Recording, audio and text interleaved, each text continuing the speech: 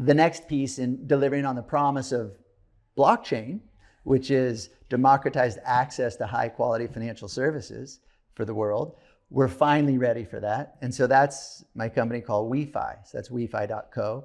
And it is a DeoBank. We've coined a new term called DeoBank, a decentralized on-chain bank.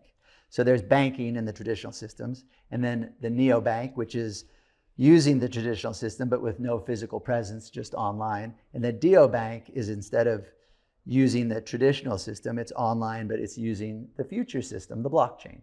And so what that enables is just better services at cheaper rates, because the blockchain does what the regular system does, but just much, much, much more efficiently and on a global scale. And so we've packaged and simplified the complexities of utilizing blockchain-based wallets and making investments in DeFi and different things like that. We've really created a very simple and friendly user interface and beautiful brand around it called WeFi.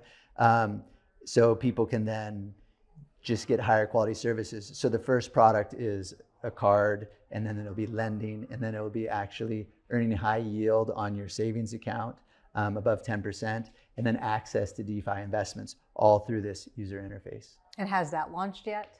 That's launched. Okay. Yeah. And the beauty of WeFi is we're also putting the community first, and WeFi is truly delivering on the promise of Web3, which is ensuring the community is the one that gets rewarded for participation. So there's a token. So we have an ITO, which is an initial technology offering, and people can buy into that, which mines WeFi tokens, which power the network and provide all the rewards. And since we're doing that type of sale, because then tens of thousands of people, and soon over 100,000 people, will be investors and customers. Because while we do provide very efficient banking services in a very beautiful package, there are a lot of people providing banking services. So how do you get ahead in that? You get lots of customers by making them your investors and by rewarding them the most and by giving them the rewards of the network. And the larger the network grows, the more the consumers get. So that's the approach we're taking with WeFi, and really focused on the countries that do need it most. And so very excited about that rollout, going to Bangkok the end of this week, actually, for a big event there, and really proud to see that one come to market also. Right, and you said the countries that need it the most, so like Bangkok, or is that one of the ones that, you know? Yeah, lots of Asian countries, and where there's large populations that are underserved by the banking system.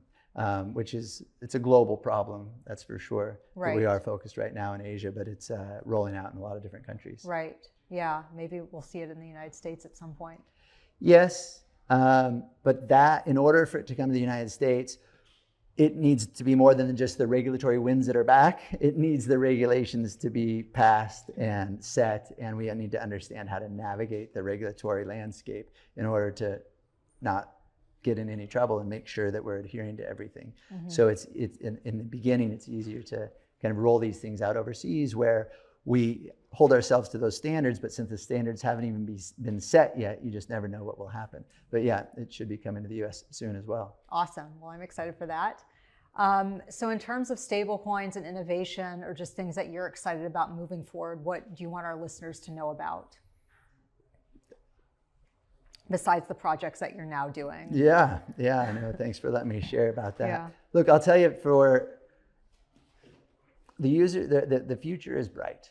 And so AI, massive impact on everything. And to me, AI is going to have a significant impact on the blockchain and our ecosystem and how people interact with the ecosystem.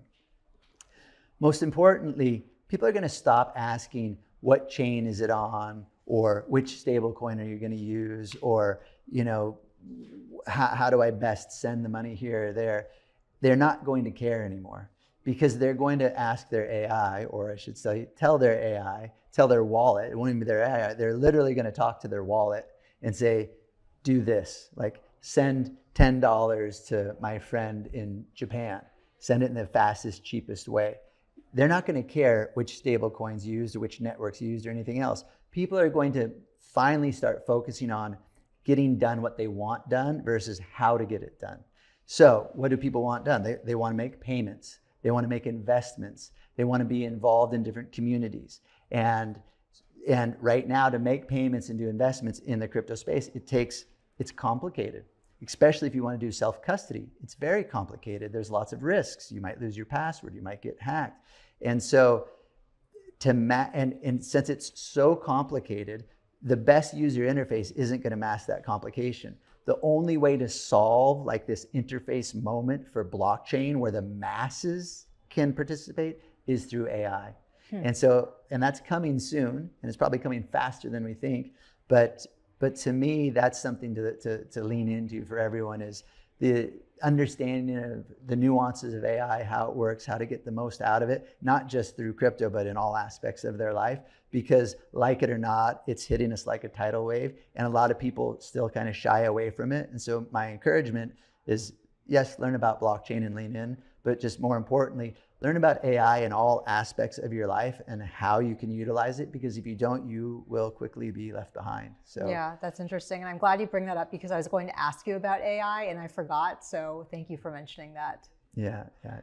Wonderful. Well, I know we're running low on time. So if our listeners want to get in touch with you, are you on X? Are you on social media? How can they reach out? Yep, absolutely. Find me on X. That'd be great at Reeve_Collins.com or Reeve_Collins. Yeah, right.